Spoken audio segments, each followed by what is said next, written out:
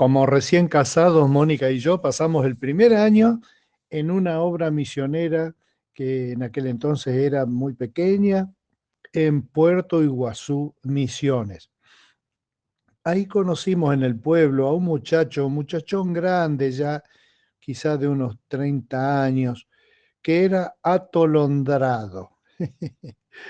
Es interesante la etimología de atolondrado. Quiere decir, probablemente viene de una persona o que tiene la cabeza con muchos chichones o que tiene un bulto en la cabeza, eh, o también puede querer decir una persona que por su poca capacidad mental lo ponen a hacer cosas como por ejemplo destejer madejas, que sería el sentido de la palabra tolondro en el antiguo latín, pero que no se sabe bien exactamente de dónde viene, o que trabaja con alguna cosa como nosotros diríamos hoy día masacote o pelota de algo, como alguien que lo ponen, por ejemplo, para amasar la masa del pan o revolver barro para hacer ladrillo, ese tipo de cosas.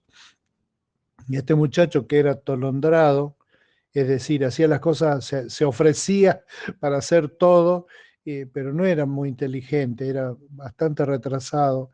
Entonces un día la madre dijo que iba a hacer pan y entonces él dijo, ah, bueno, yo te ayudo, yo te prendo el horno. Así que fue corriendo y juntó un montón de ramas secas, y las puso, las metió en la boca del horno y le prendió fuego, y cuando al hacerlo había una gallina con sus pollitos que se había metido en el horno y había hecho el nido ahí, y entonces cuando se terminó el fuego ese y el horno estaba caliente, según él, fueron y en el horno, en el fondo del horno estaba la gallina y todos los pollitos quemados, digamos, los había cocinado por atolondrado, por hacer ese fuego así. Y cualquier persona que ha estado en el campo sabe que hay diferentes tipos de fuego y que hay un fuego que necesitas para hacer asado, por ejemplo, que tu objetivo es que tenga muchas brasas y que las brasas duren. Y por otro lado, que para encender un horno y calentarlo rápidamente necesitas un fuego rápido como el de las ramas finitas o el de los espinos, que las plantas que tienen espinas es madera dura pero finita, y entonces arde rápidamente con gran temperatura y calienta el interior del horno, porque la idea de calentar algo, de cocinar en el horno es justamente eso. El fuego calienta el horno y el horno cocina los alimentos. Hay una referencia en que usó Juan el Bautista al tema del fuego y es muy interesante, está ligada al Espíritu Santo. Él liga directamente el Espíritu Santo con fuego y muchas veces la lectura que hacemos de esto es que el Espíritu Santo es como una especie de fuego en la vida de uno que lo moviliza, que lo hace estar vivaz y que lo hace estar activo y vital. Y la verdad es que no, que es una mala interpretación de esa metáfora del fuego, que para cuando la gente la escuchó en el tiempo de Jesús no tenía ningún problema en entender, porque todo el tiempo estaban ligados al fuego. Por ejemplo, en cada casa tenían para cocinar, cocinaban con fuego. Entonces, el fuego, en la antigüedad, vos no podías simplemente como nosotros, necesitas calentar una taza de agua y vas y apretás un botón, se prende una cosa y como el microondas, y en un minuto tenés la taza de agua caliente. En la antigüedad había que eh, buscar cómo generar ese fuego, y lo que hacían era generalmente regenerar el mismo fuego, buscando alguna brasita y ahí agregándole un poquito de lecho seco o alguna cosa muy combustible, y ahí arrancar de vuelta al fuego y aprovechar cuando había fuego para hacer todo lo que tenga que ver con calentar, con cocinar, incluso es que ablandar algún metal y ese tipo de cosas, porque era muy trabajoso y difícil de conseguir el fuego, de mantener el fuego y de iniciar el fuego, de generar el fuego para comer. Dijo Juan el Bautista, yo bautizo con agua a los que se arrepienten de sus pecados y vuelven a Dios.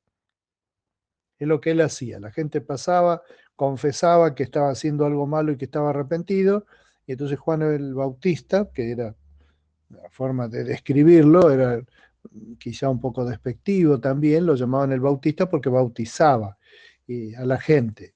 Y entonces él bautizaba a los que se arrepentían de sus pecados y dice él, y se vuelven a Dios, pero pronto viene alguien que es superior a mí, tan superior que ni siquiera soy digno de ser su esclavo y llevarle las sandalias. Mirá vos, la función del esclavo. De, el amo decía, ay, me voy a sacar el calzado, y entonces el esclavo se agachaba ahí nomás y le desataba las sandalias y las llevaba atrás de él a todas partes hasta que decía, ay, pincha, acá me voy a calzar de vuelta. Él no se agachaba siquiera, el esclavo lo hacía. Y él dice, Juan el Bautista, que él tiene esa posición frente de Cristo. Él los bautizará con el Espíritu Santo y con fuego.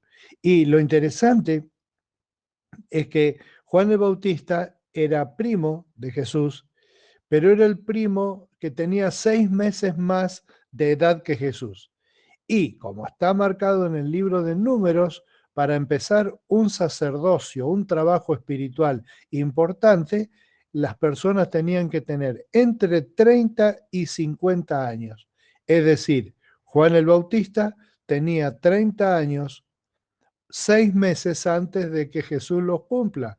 Y Jesús estaba empezando su ministerio, pero Juan el Bautista ya estaba avanzado medio año en su ministerio y tenía un conocimiento de su primo que él reveló y que son las primeras manifestaciones de quién era, cuál era el carácter espiritual de Cristo, ¿no? Que hay en la vida de Jesús.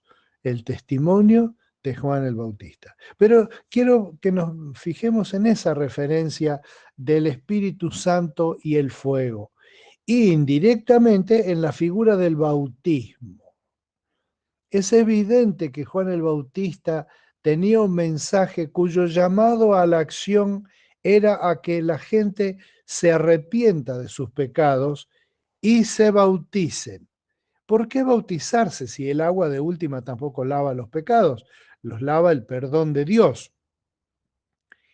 Pero claro, el problema es que una persona puede tener un compromiso muy leve con Dios o un compromiso realmente central en la vida con Dios. De eso es indicio el bautismo. Quisiera preguntarte, ¿vos sos bautizado?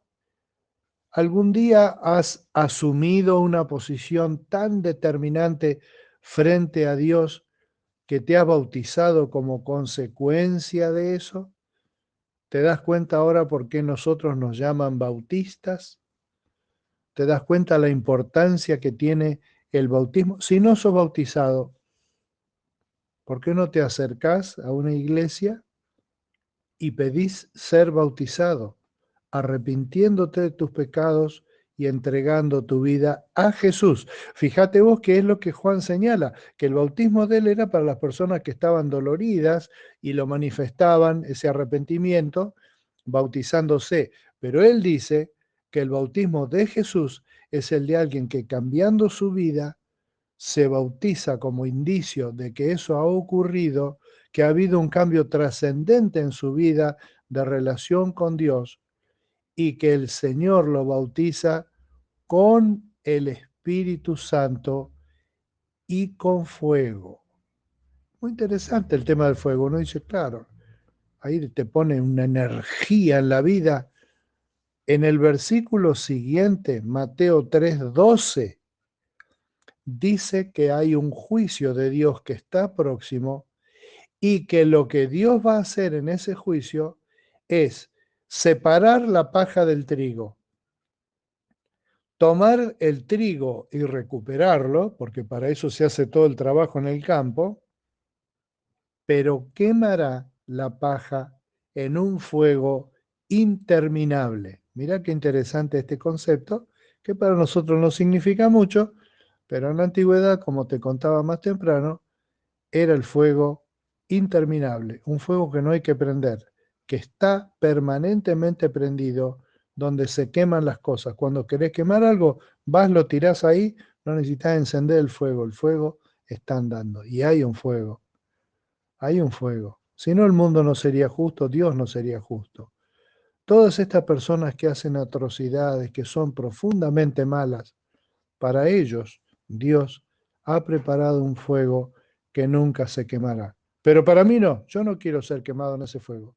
Por eso en su momento recibí a Jesús como mi Salvador y como signo de eso pedí el bautismo. Lo pedí varios años antes de que me bauticen, porque como era chico, en la iglesia donde yo iba no te bautizaban si no tenías por lo menos unos 10 o 12 años. Así que a los 12 años, al fin, me pude bautizar. El curso de bautismo me lo sabía de memoria.